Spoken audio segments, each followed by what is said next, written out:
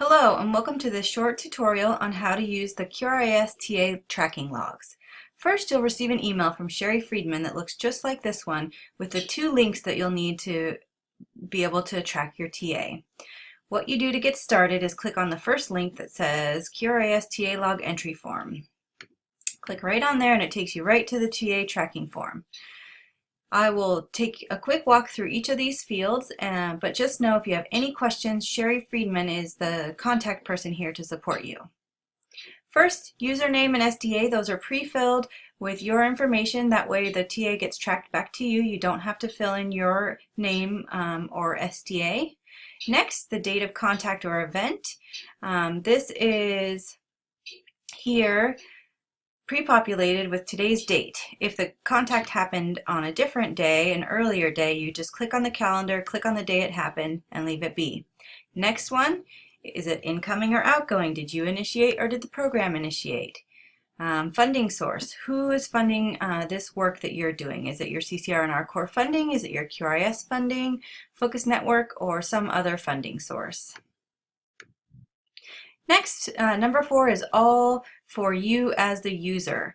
Really, this is just to help you keep track if you need to follow up with a program. So if you need to follow up with a program and you want to help remembering that, what you'll do is click yes, and a few extra fields open up. First, the follow-up date. So when do you want to make sure you get back to this program? Let's say this Friday. This email here is where the reminder will be sent to. So we've pre-populated it with your email. And so unless you want it sent to a coworker, just leave that one alone and you will get the email with all the information you need to follow up.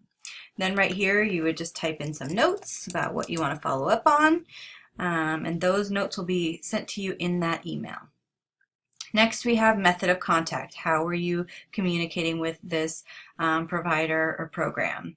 Maybe it was in person, on the phone, like a multiple in person would be like a meeting, a network meeting, something like that.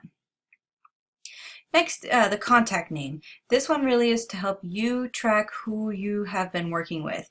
So it's important to be consistent in the name that you use. If you have a network and you want to write in Yamhill Network, that's great. That'll keep track of all the times you've worked with that network. If it's a provider, you're going to use first and last name because you might have a lot of providers named Jenny. Just a way for you to make sure you can track your contact names. Next, the focus or topic of the TA. Maybe you talked about LD7, and then maybe you talked about compliance, but just a little quick note about what the contact was about. And then how long did it take? We'll say it was 3 minutes for this in-person contact. And then submit, and you're done, and you have another form to fill out for the next one if you want to continue to log. Take back quickly though to this email. The second link on here is the link to your results. So the entry I just put in is right here, 99 testing, user name, user SDA, the date of the contact is right here, and then all of the information that I put in is all along here. So you'll have that information for you. The last little thing you need to know are right here, you can click on here and actually edit your log. So the one we just put in, I actually meant to say it took me 13 minutes in this context. So I wanted to go in and update it. And so I just clicked on that little thing, updated it. And here it is. Let's make sure it updated, 13 minutes. So we hope that this really works well for you. And remember, if you have any questions, please contact Sherry. Thank you.